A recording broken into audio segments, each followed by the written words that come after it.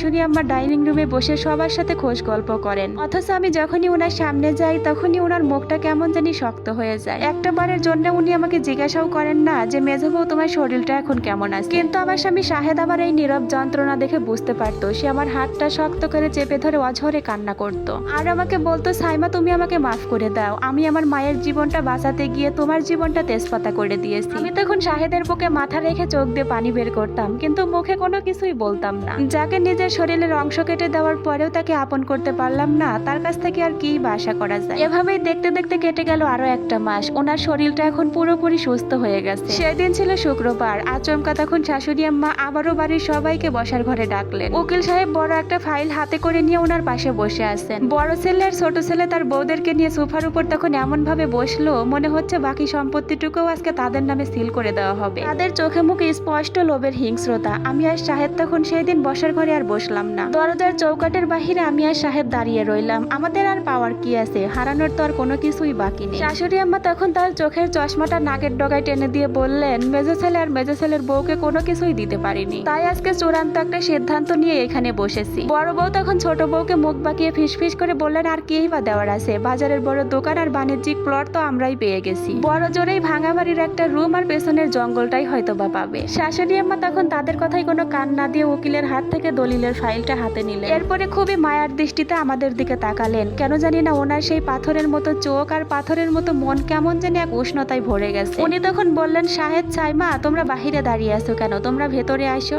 আমার সামনে এসে তোমরা বসো। তখন আমরা থমকে গেলাম। শাহেদ বলল, মা আমরা এখানেই ঠিক আছি। তিনি তখন বললেন যে আমি এখানে বসতে বলেছি, এইখানে এসে বসো। তার গলায় এমন একটা আদেশের বাণী ছিল যা অমান্য করার সাহসও আমাদের ছিল না। আমরা তখন গিয়ে শাশুড়ি আম্মার সামনের খালি সোফাটার উপরে বসলাম। এরপরে শাশুড়ি আম্মা দলিলটা হাতে নিয়ে পেজ উল্টে পড়া শুরু করলেন। আমার মেজো ছেলে শাহেদ আর মেজো বৌমা সাইমার নামে আমি আমার জীবনের সব থেকে বড় সম্পদটা লিখে দিয়ে যাচ্ছি। আমার বাবার বাড়ি থেকে পাওয়া ঢাকা ধানমন্ডির ভিতরে 4 কাঠা জমির উপর তাদের পৈতৃক বাড়ি। আর এই বাড়ির দোতলা বাসভবনটা আজকে থেকে সাইমার নামেই থাকবে। বসার ঘরে তখন যেন এক পারমাণবিক বোমা ফাটলো। বড় ছেলে আর ছোট ছেলে তখন এক ঝটকায় দাঁড়িয়ে পড়লো, আর তাদের সাথে তাদের বউরা চিৎকার করে উঠলো, ও মা, এ কেমন বিচার, ধানমন্ডির ওই বাড়িটার তো কয়েক কোটি টাকা দাম, আর এই বসত বাড়িটাও একাই পাবে, তাহলে আমরা কোথায় গিয়ে উঠবো? ছোট ছেলে তখন কাঁপতে কাঁপতে দাঁড়িয়ে বলল, মা, তোমার কি মাথা খারাপ হয়ে গেছে? তোমার যেই মেজো ছেলে আর মেজো ছেলের বউকে তুমি সারা জীবন 2 চোখে দেখতে পারতে না, তাদেরকে তুমি এত বড় সম্পত্তি দিয়ে যাচ্ছ, আর আমাদের কিনা রাস্তার ধারে সামান্য প্লট দিয়ে বিদায় করে দিলে।